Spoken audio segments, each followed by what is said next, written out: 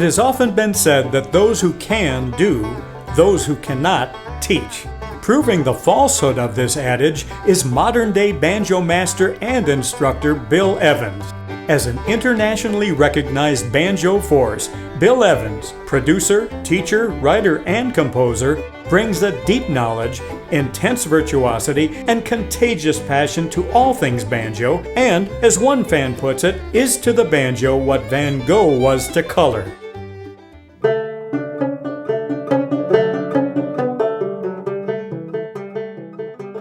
Starting with a love for bluegrass music that began in the 1980s, with his first band, the Virginia-based Cloud Valley, Evans became an obsessive student of the banjo and its colorful history in American popular culture.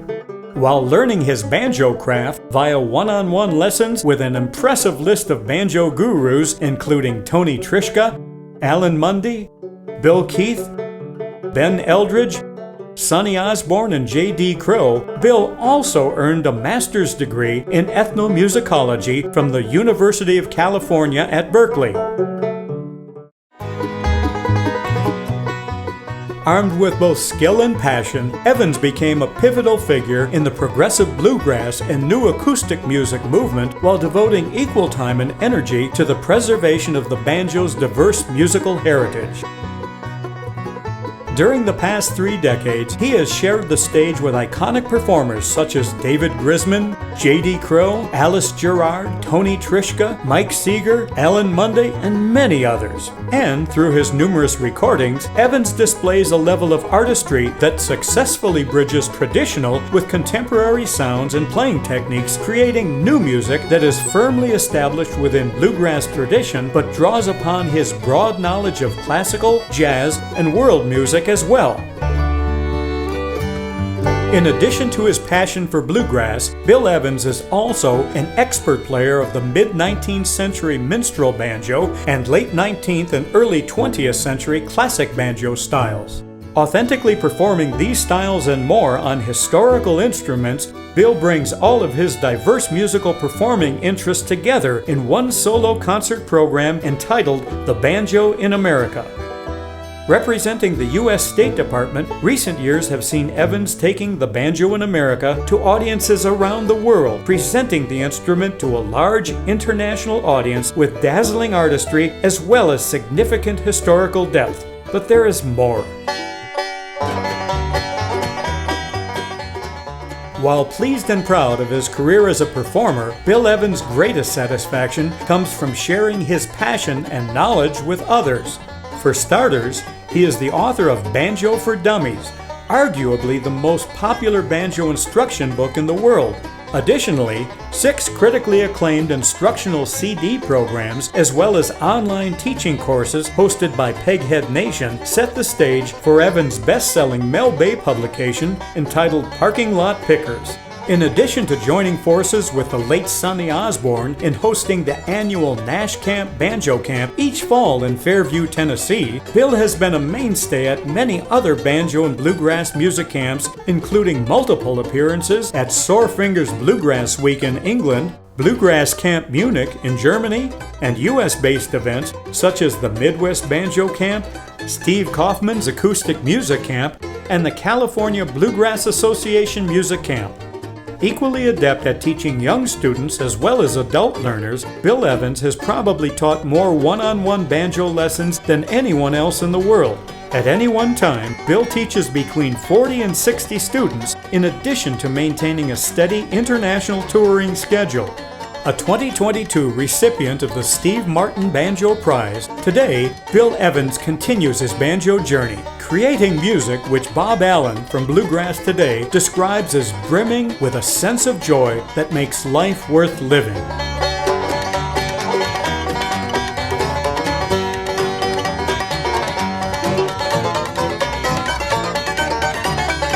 And with that, please welcome our 2024 Hall of Fame inductee, Mr. Bill Evans.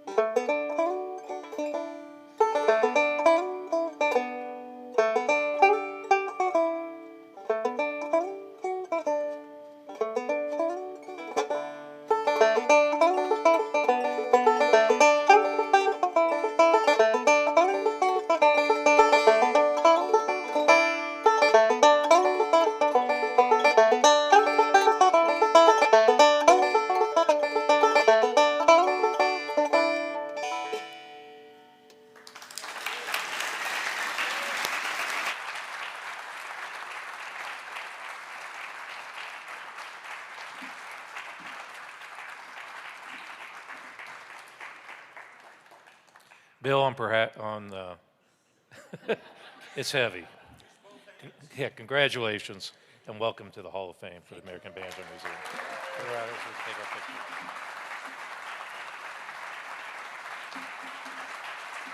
You want to hold that? Sure.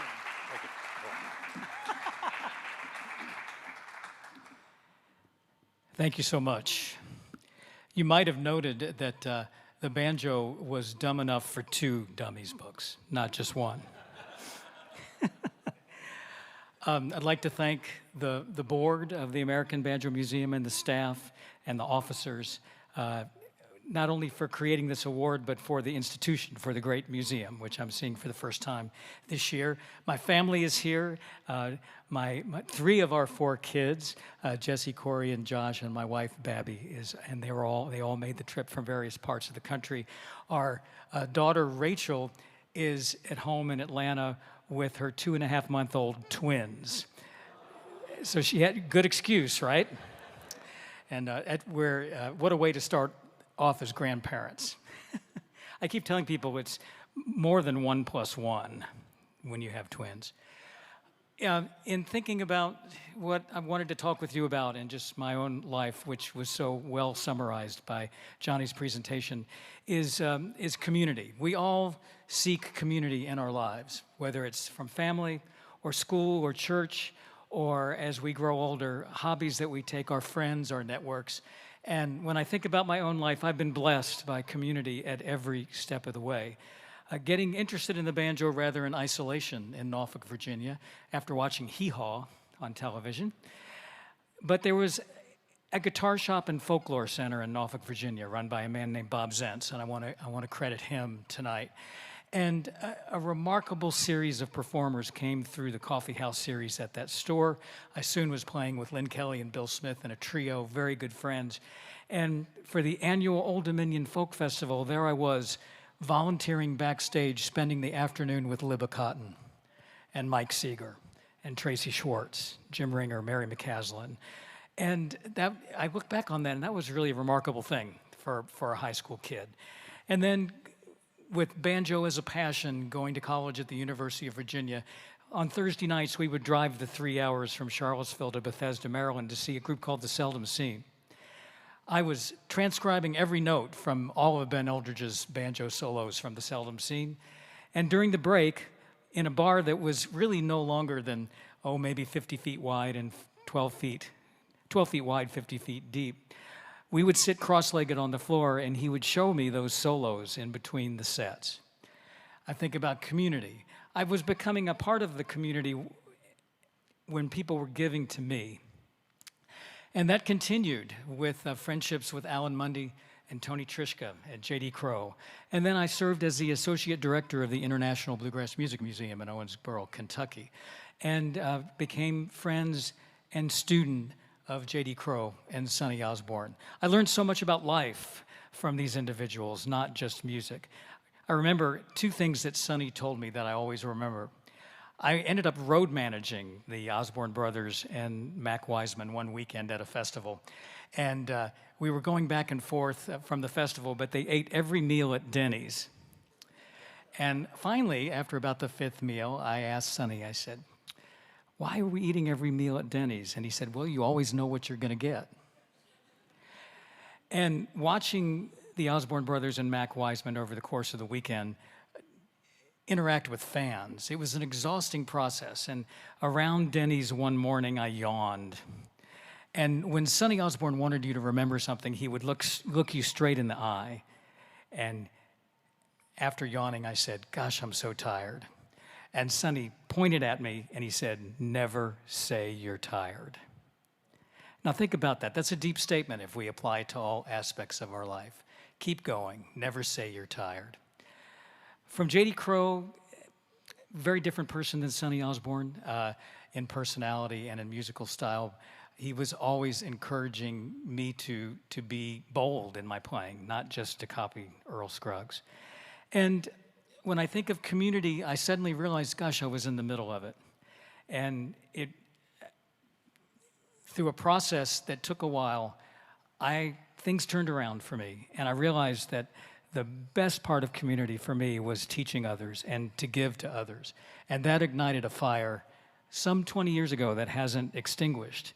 And so I'm more excited about the banjo now than ever, but excited in a way that I can give to others, and also with extreme gratitude as well. And I'm blessed by so many great things. My faith, my family, all of my students, the camps, all of you. And we're in a wonderful community. Let's continue to celebrate it. Thank you so very much.